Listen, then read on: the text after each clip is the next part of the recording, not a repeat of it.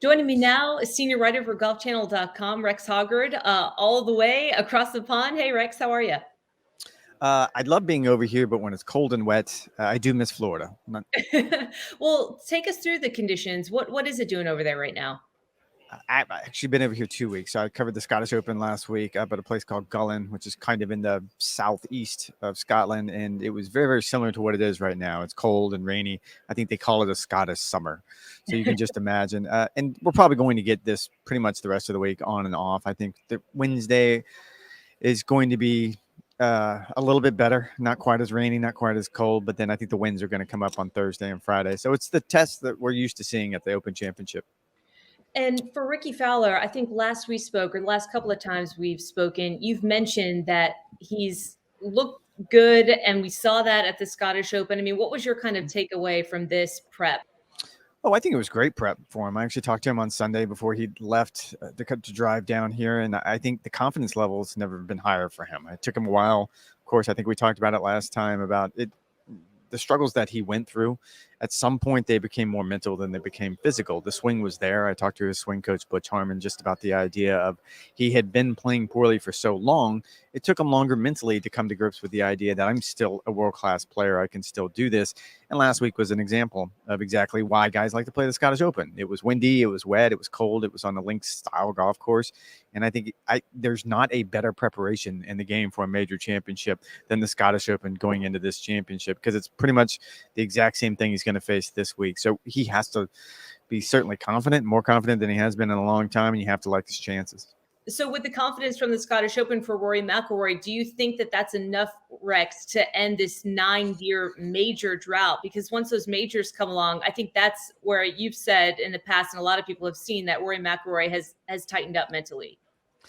I want to say yes. I want to say that he's the clear favorite, and he is. If you look at sort of the odds, I think there is something to be said for the idea. It's hard to win back-to-back weeks. Most people don't do it who aren't named Tiger Woods. I mean, Tiger kind of made it look easy, but anyone else will tell you that winning a tournament, it doesn't matter if it's a major championship or if it's a PGA Tour event. It's hard. It's hard physically. It's hard mentally.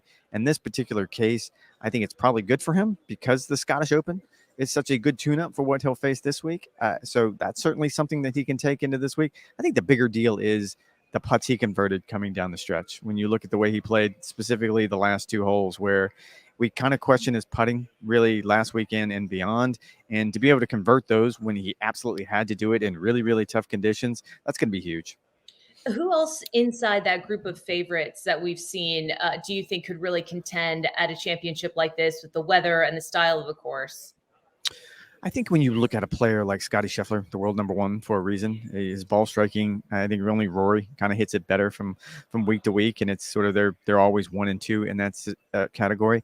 Look at how he putts, though. If he has an average putting week, he could easily win this. And you kind of go back to what he did at the Masters. You go back to what he did certainly at the PGA Championship, where no one hit the ball better than him, but he was probably pretty much last in the field in putting. And if he can figure something out here on these greens, I would 100% expect him to be in the mix. Royal Liverpool has undergone some changes, I think, since Rory McIlroy last won there in 2014. Can you walk us through the course a little bit outside of the conditions and the level of difficulty? I wish I could. This is my third Open at Royal Liverpool, and I got to tell you, even I was kind of turned around when I walked on property yesterday. The third hole was actually the first hole, and then you kind of work it back around that way. So that's probably the easiest way to do the math. So 18 would be 16, I guess, in that scenario. But there is a brand new 17th hole. It's sort of a short par 3. That'll be an interesting part of this week because they built it just for this championship, and they don't do new things over here very often. So I think it will be telling to see how players sort of react to that and how that hole plays in those difficult conditions that we talked about. It's the same golf course. It is different, though. I just tweeted something out in the clubhouse. There's a display, and inside that display is Tiger Woods' 2-iron that he used to win here back in 06, and it's Rory McIlroy's wedge that he used to win here in 2014. And that tells you pretty much all you had to know about those two championships. In 2006, it was hard and fast and brown and bouncy, and Tiger hit one driver for the week historically and needed that 2-iron all week long, whereas in 14, it was probably wet, a lot like we're going to see this week. It was much more of a wedge game. Is there anybody on the outside that you have observed that's playing particularly well that you might think will contend outside of the Scottie Schefflers and the Royal McIlroys that we've seen?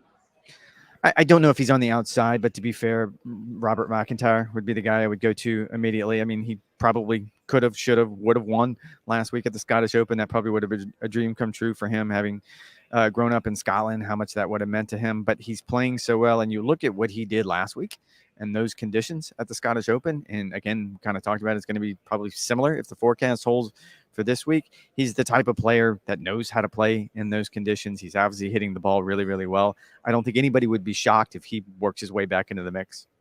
I know that it's probably cumbersome at this point to talk about the live golf controversy, but just because I have you after these Senate hearings that we saw and Congress is seemingly chomping at the bit to sort of block this PGA Live Golf merger, I just want to get your thoughts on your takeaways from that hearing and where you think we're headed with this.